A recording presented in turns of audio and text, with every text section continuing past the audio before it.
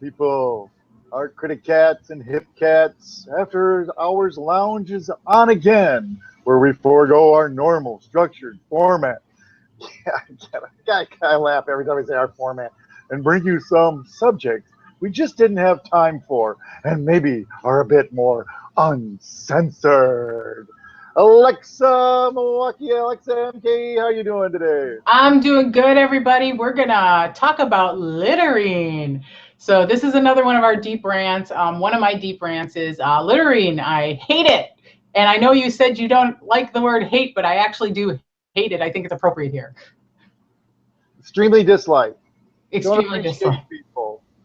Yeah, no, I hate littering. And littering comes in a lot of forms. So, I'm a bit of an environmentalist. So I try to make sure everything goes in the correct containers when I'm at the store or at the grocery or whatever. You bring home a lot of packaging. So Yeah, I know exactly what you mean. yeah, but there are people who seem to think that the world is a garbage can.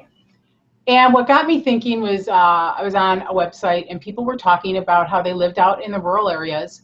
And people just take the rural areas and use it as their garbage can. So there are people who own farms and land up north, and they come out of their driveway or they visit up north, and somebody's dumped something.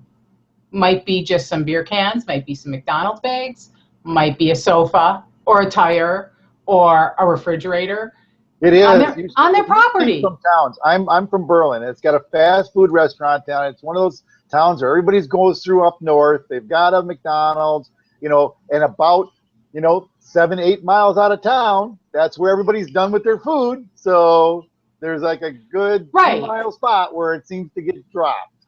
Well, and I live near a parkway, and there's an adjacent road to the parkway.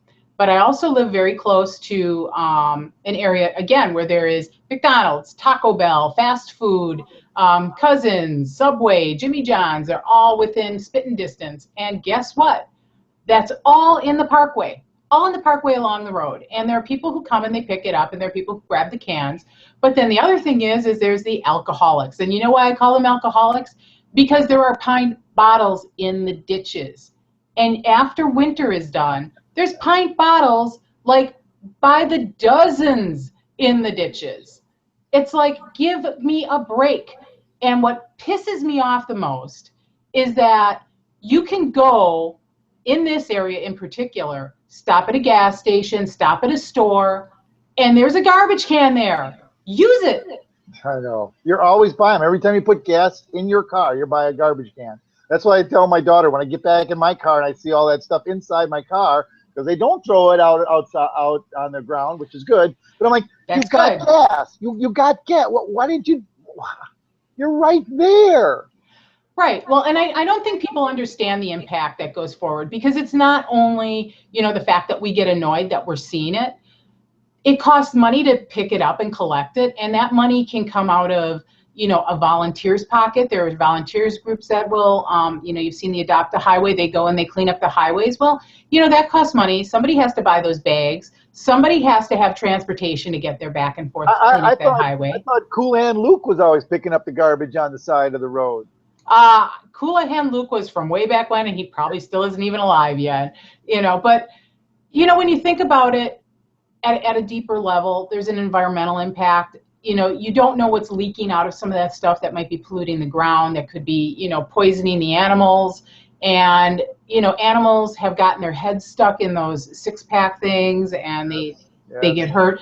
Stuff gets in, the stomachs and intestines of aquatic life, whether it's, might be, a duck or a fish. People go fishing, they open up their fish, and what's in there? Garbage. It's like, really? And it goes farther than that. Then there's all the pollution that's in the oceans, and there's big islands of plastic just and plastic garbage. Out there, plastic, big swirling around. They're trying to get a microbe that likes to eat plastic, but it's hard to find one.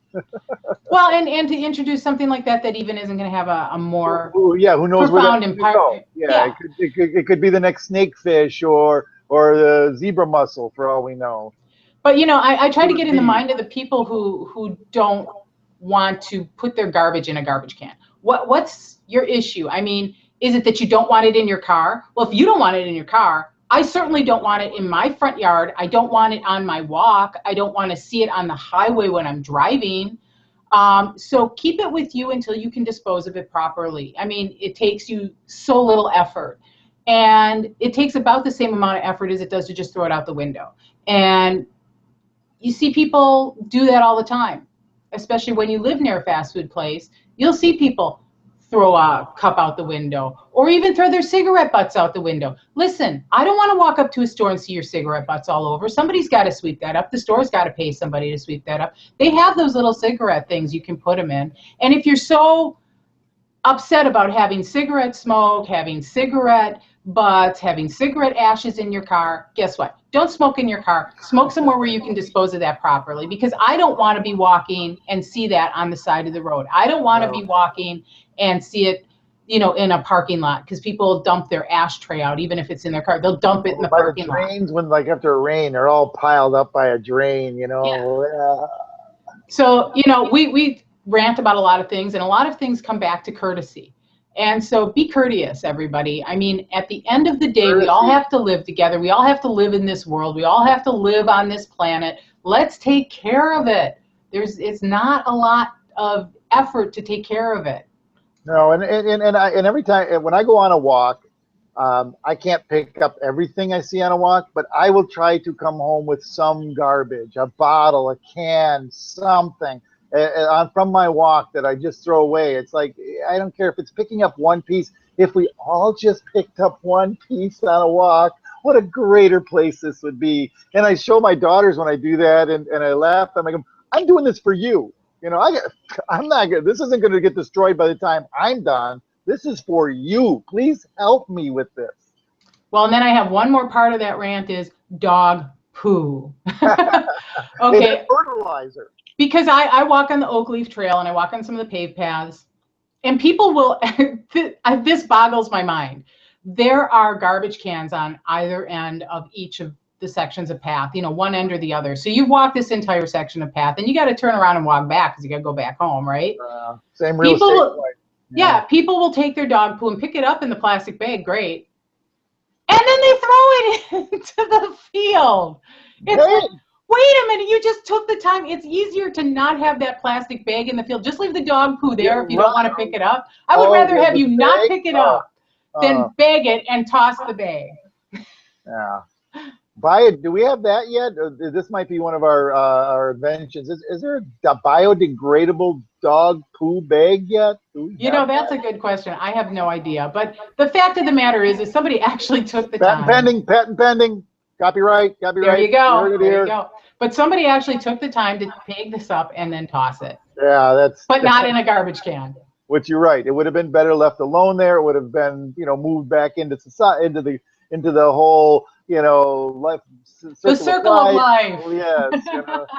You know. Yeah, because it would have fertilized the weed. Come on. Tonight. Yeah, and who knows, you know, if there was good enough stuff in there, you know, something would have come out and eaten something out of the scat. So it's like, right. Not while it's in a plastic bag sitting in the middle of a field. So people, please. Milwaukee's a beautiful city. Let's keep it beautiful. Curb your dog. Yeah. Neuter as well.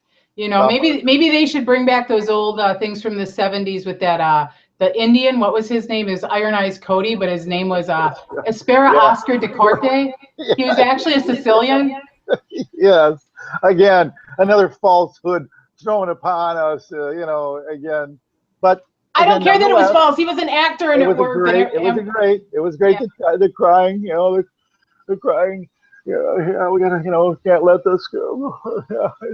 Dave's gonna find that ad and he's gonna post it on our Facebook page. Well, I'll look for it. I think there was a Saturday Night Live version of that as well. I'll probably put that on. Yeah, put both of them on. That would be great. Right. So, so yeah, everybody, be good. Pick up after yourselves. Pick up after your dog. Don't throw your McDonald's out the window. Find an appropriate place for your cigarette butts, and keep Milwaukee beautiful. Give a hoot. Don't pollute. Exactly. So this is the end of this Deep Rant. I'm going to say peace out, Milwaukee. Dave, you be good. High five, Milwaukee. All right. Till next time, everybody. Be good.